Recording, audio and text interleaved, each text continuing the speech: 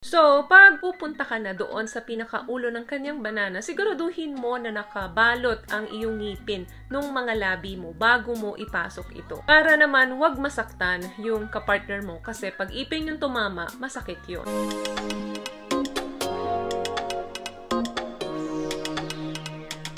And for today's video is nakita niyo na po siguro yung title dyan. This is another requested video.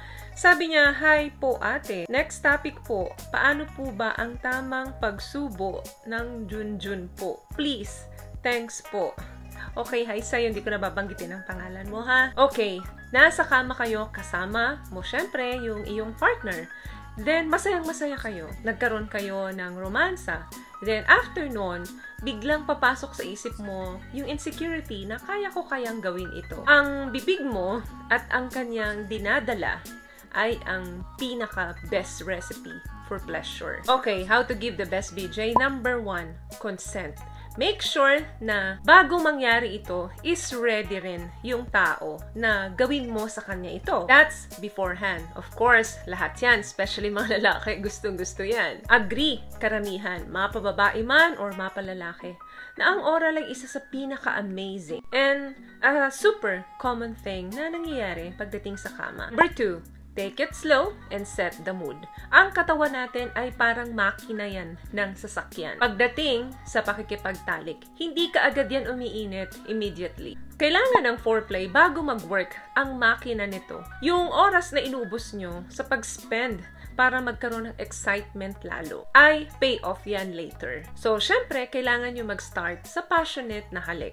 Kung kinakailangan magsalita ka ng dirty talk, do it. Para mas bumilis yung daloy ng dugo. Huwag kang magmadali, natanggalin yung saplot niya. Kasi minsan, kapag wala ng saplot, medyo nababawasan na yung excitement. It's like a road trip. Kung nasan yung may pinaka-magandang view, doon kayo hihinto. So, pwedeng mag-stop over ka na doon sa kanyang banana. Number 3, pag nandun ka na, wrap your lips around your teeth. Walang tama or walang mali sa paggamit ng mga labi nyo doon sa kanyang banana. Kahit na anong hagod ang gawin mo dyan, really feel wonderful doon sa lalaki. Dahil yan, ang pinaka-head ng banana nito ay kino-cover ng napakaraming nerve endings. Very responsive yan para sa sensation, lalo na pag maraming lubrication. Yung natural na basa na nanggagaling sa bibig mo ay very good tool yan para ma-stimulate lalo yung kanyang banana. So, pag pupasok ka na doon, pag pupunta ka na doon sa pinakaulo ng kanyang banana, siguraduhin mo na nakabalot ang iyong ngipin nung mga labi mo bago mo ipasok ito. Para naman wag masaktan yung kapartner mo kasi pag ipin yung tumama, masakit yun. Number 4, lagyan mo ng pressure yung dila mo. Ang dila ay very versatile na tool para dito pleasurein ang kanyang banana para ma-stimulate yung surface ng kanyang saging. Another thing, mix up with your hand strokes. So, pag hawak mo yung kanyang banana, gamitan mo ng kamay. Hawakan mo ng isang kamay mo at yung dulo naman ng kanyang saging ay nilalaro naman ng iyong dila. Gumawa ka ng circle gamit ang iyong dila around the circumference. So, simula sa baba ng kanyang saging hanggang sa taas. So, paulit-ulit lang yung stroke na yon. Ang mangyayari dyan, i-alternate mo yung kamay mo and also yung bibig mo. Palitan sila. Another thing, eye contact. Lalo na kung pareho kayong nasa page. Minsan, gusto ng mga lalaki na habang ginagawa mo ito sa kanila, ay nakatingin ka sa kanila and also nakatingin din siya sa'yo. Very intimate yan at magandang connection yan with your partner. Pero hindi para sa lahat to. So, wag kang maobliga. Kung hindi mo ito type, don't do it. Depende rin kasi yan sa position, kung ano yung position nyo. Dapat yung neck mo is comfortable kung titingnan mo siya. Another thing, bigyan mo ng tender loving care yung kanyang mga balls. Karamihan, hindi nyo na pinapansin yung mga bola nila. The thing is, very turn on din sa kanila ito. Use your finger, use your hand para ikares yung kanyang mga bola, but make sure lang na dahan-dahan dahil pagka nalagyan nyo ng malakas na pressure ito, masakit ito para sa lalaki.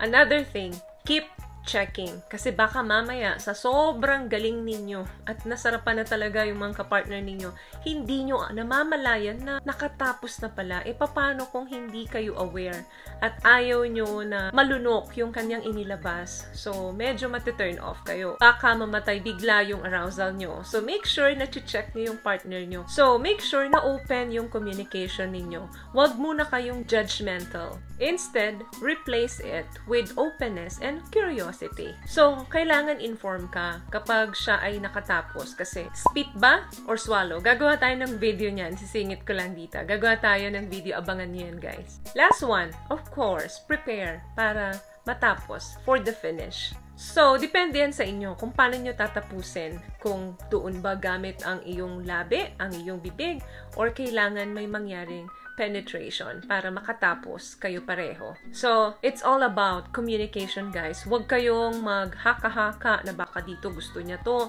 baka ito ayaw niya to. So, make sure na nagko-communicate kayo kahit na ginagawa niyo ito. Mga babae, usually hindi yan masalita. Makikita niyo yan madalas sa kanilang mga body language. So, always communicate and play it safe. Dahil, guys, kahit na kayo ay nag-ooral lang, possible pa rin ang mga STI o yung mga sexually transmitted infection. So, kung bago sa'yo ang taong ito, make sure na malaman mo kung kailan siya huling nag-test at ano yung resulta nito. So, prevention is better than cure. So, yun lamang guys ang video natin for today. I hope may nakuha po kayong tips sa mga pinag-usapan natin. Kung nagustuhan niyo po ang video natin, please give it a thumbs up, comment down below, and also huwag niyo na rin pong kalimutan mag-subscribe sa ating YouTube channel. Libre po iyan. Once again, palagi po kayong mag-iingat at palagi po kayong manalangin. Thank you guys for watching and see you on my next one. Always love yourself and be a blessing. Bye! Peace.